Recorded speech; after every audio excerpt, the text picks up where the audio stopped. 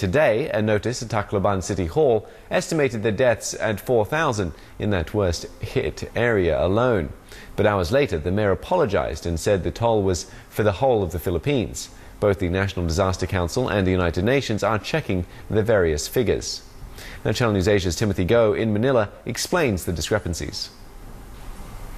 The National Disaster Risk Reduction and Management Council has the official Philippine death toll, but somehow this morning we heard a report coming out of Tacloban that the death toll in that city alone, the worst hit, a big city here, has gone up by a lot. Over in New York, the United Nations also gave a different figure, which the Philippine government is now disputing.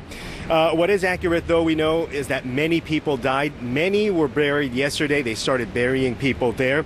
The different agencies, as I was told, have different ways of accounting for the number of dead. The Red Cross has its own way of doing it. Local governments, towns and municipalities have their own way of counting numbers. The Philippine government says that all their numbers are verified by name, by town, by province, and the method of dying. So you can check that out on an official government website. We won't have a clear picture yet at this point of how many people have died from this. If you recall, back in the first few days after the disaster hit, the projected death toll was 10,000 people. The Philippine president came out just a couple of days ago to say that number is too much. He puts the death at about 2,500. The numbers will keep on changing. Tim also says politics might be hampering relief efforts.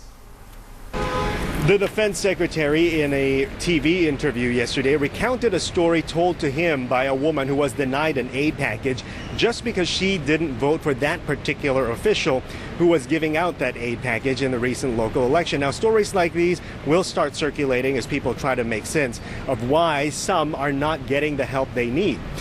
We also came across this picture. Take a look here. It is a care package bearing the name of the office of the Philippine Vice President. We haven't verified the authenticity of this picture, although it's been spreading online.